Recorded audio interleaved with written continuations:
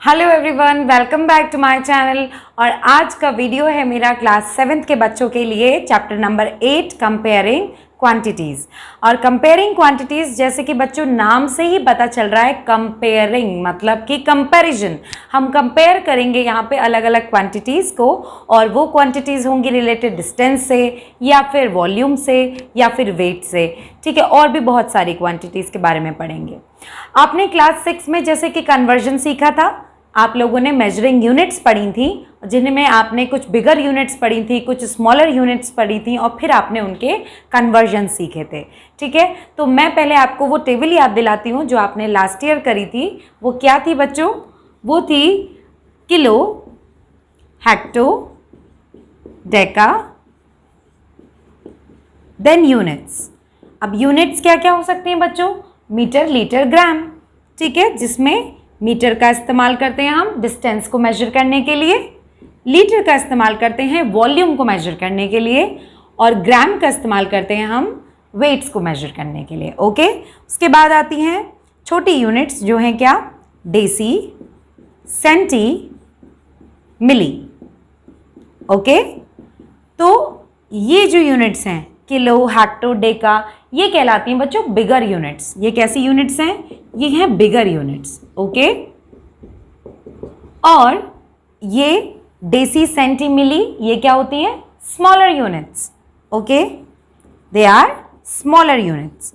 तो अगर मैं बात करूं इनके कन्वर्जन्स की, सो कन्वर्जन बिगर यूनिट का स्मॉलर में, स्मॉलर का बिगर में कैसे होगा? आपने ये सीखा था, अगर आपको याद नहीं है तो मैं बताती हूँ।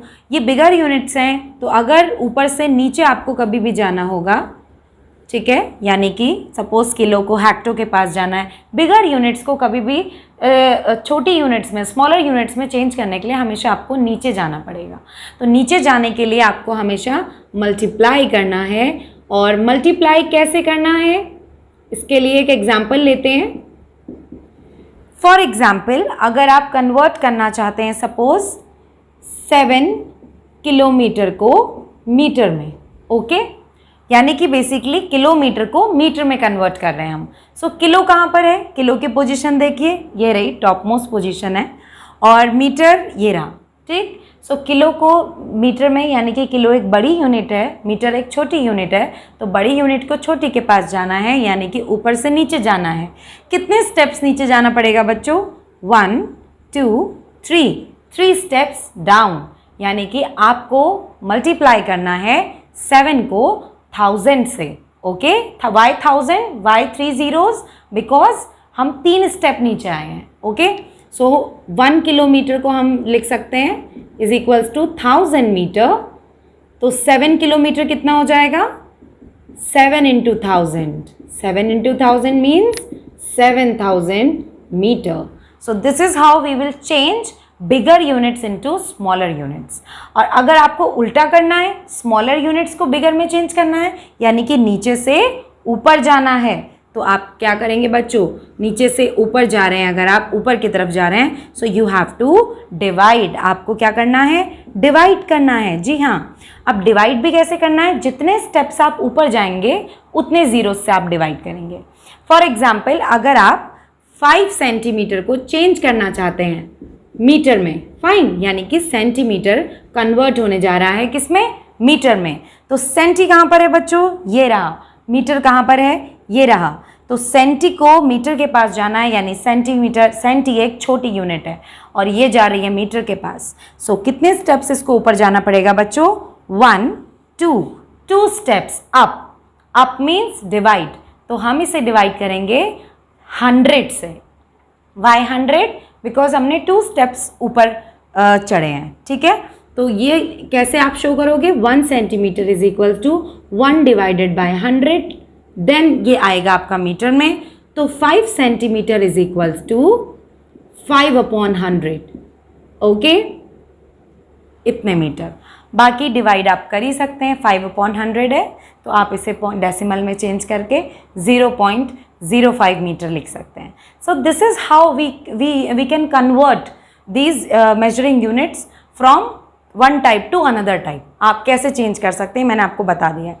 इसके अलावा ये तो मेजरिंग यूनिट्स हैं, इसके अलावा रुपीज़ को पैसे में भी आपने सीखा है, like 1 rupees is equals to 100 पैसे। तो ये सब क्या है, ये सब कंपैरिजन है, हम कंपेयर कर रहे हैं कि कितने रुपीज़ कितने पैसे के इक्वल होते हैं या कितने किलोमीटर कितने मीटर के इक्वल होते हैं, ये सब कुछ कंपैरिजन ही तो है। फाइन। तो अगर मैं आपसे पूछूं कि कैसे आप कंपेयर कर सकते हो, आप अपने घर में ही कंपेयर कर सकते हो हाइट्स को। आपके घर में हर एक मेंबर की हाइट अलग अलग होगी, राइट।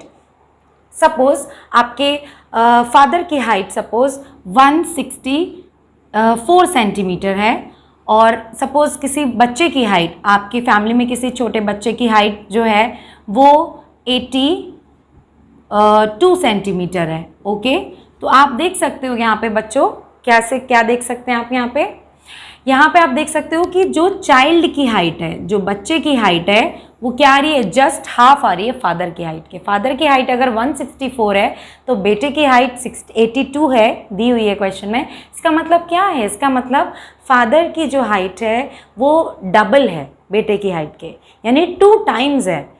तो कंपैरिजन से हमें यही पता चल गया ना कि कौन किसका डबल है या कौन किसका हाफ है। So this is how we have compared the 2 different quantities, और वो डिफरेंट क्वांटिटीज़ हमें क्या दी थी, हाइट्स दी हुई थी। ठीक है, तो अब इसमें लेते हैं कुछ 2-3 एग्जाम्पल्स लेते हैं, कुछ इलस्ट्रेशंस लेते हैं बच्चों। तो अगर कोई भी 2 क्वांटिटीज़ को आपको कंपेयर करना है तो आप उनका रेशो निकाल सकते हैं। अब रेशो क्या होता है, रेशो भी हमने क्लास 6 में पढ़ा था कि ratio indicates how many times one number contains another, कि कोई भी एक नंबर दूसरे नंबर का कितने टाइम्स है, उससे कितने टाइम्स बड़ा है या उससे कितने टाइम्स छोटा है। ठीक है, एग्जाम्पल लेते हैं। आपको रेशो निकालना है, find the ratio of 3 kilometre to 300 metre. एक और नोट करने वाली बात, जब भी आप रेशो निकालेंगे तो ध्यान रखिए कि जो भी 2 क्वांटिटीज़ का आप रेशो निकालने जा रहे हैं उनकी यूनिट्स कैसी होनी चाहिए, सेम होनी चाहिए। ओके, क्या ध्यान में रखना है कि जो भी क्वांटिटीज़ का आप रेशो निकालेंगे उनकी यूनिट सेम होनी चाहिए। आप देखिए यहाँ पर यूनिट जो है वो है किलोमीटर और यहाँ पर जो यूनिट है वो है metre. So they are not same, so first we will make it same, पहले हम इन्हें सेम बनाएंगे। तो बच्चों मैंने आपको बता दिया है कि किलोमीटर को मीटर में कैसे चेंज करते हैं, कितने स्टेप्स नीचे आते हैं, हम 3 स्टेप्स नीचे आते हैं। So we can write like 1 kilometre is equals to 1000 metre. So 3 kilometre is equals to 3 into 1000 metre, यानी कि 3000 मीटर। फाइन। सो इस तरीके से आप देखिए मैंने इसको मीटर में कन्वर्ट कर लिया है। तो ये आपकी मर्ज़ी है, या तो आप दोनों को किलोमीटर बना लीजिए या आप दोनों को मीटर बना लीजिए, बस क्वांटिटीज़ की जो यूनिट्स हैं वो सेम रखनी है। ठीक है, सो मैंने पहली क्वांटिटी को मीटर में चेंज कर लिया है। तो अब जो मुझे रेशो निकालना है वो बच्चों किसका निकालना है, 3000 मीटर का मुझे रेशो निकालना है। ये साइन किसका होता है, रेशो का। रेशो निकालना है किसके संग, 300 मीटर के संग।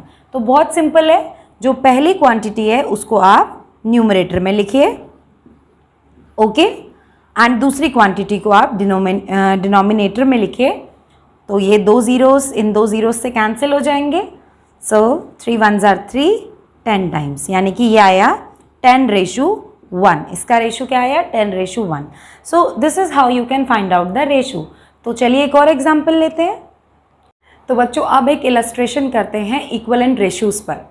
ठीक है, इक्विवेलेंट रेशियोज़ जैसे कि इक्विवेलेंट फ्रैक्शंस आपने पढ़ा था। इक्विवेलेंट फ्रैक्शंस क्या होते थे, जिनकी सिंपलेस्ट फॉर्म क्या आती थी, सेम आती थी। जब आप उनको सिंपलेस्ट फॉर्म में कन्वर्ट करते थे तो उनकी सिंपलेस्ट फॉर्म सेम आती थी। तो यहाँ पे हमको चेक करना है कि ये रेशियोज़ इक्विवेलेंट हैं या नहीं हैं।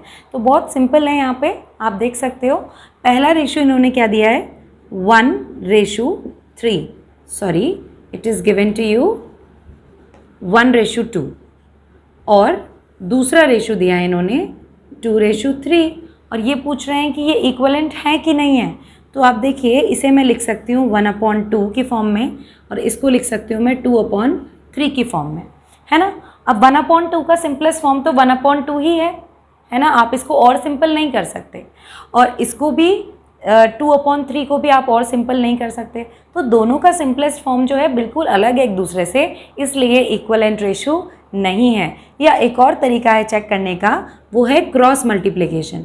आप क्रॉस मल्टीप्लिकेशन करके देख लीजिए। अगर मैं 3 की 1 से मल्टीप्लाई करूँगी और अगर मैं 2 की 2 से मल्टीप्लाई करूँगी तो मेरा जो आंसर्स आएंगे वो बिल्कुल अलग आएंगे। दोनों right hand side left hand side same नहीं आएगा।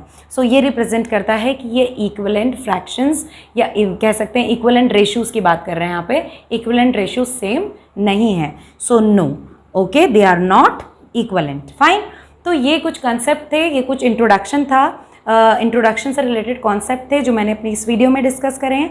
अगले वीडियो में हम करेंगे एनसीईआरटी की एक्सरसाइजेस। तो तब तक के लिए आप मुझे बताइए आपको इंट्रोडक्शन कैसा लगा, और अगर आपको कोई भी कन्फ्यूजन है तो कमेंट्स में ज़रूर लिख के दीजिए। तो आज के लिए इतना ही। इतने कंसेप्ट को रिवाइज करिए और इस कंसेप्ट से रिलेटेड एनसीईआरटी एक्सरसाइजेस मैं आपको बताऊंगी अपनी अगली वीडियो में। मेरे चैनल को सब्सक्राइब करना मत भूलिए ताकि आपको अपडेट्स मिलते रहें। Bye bye, take care.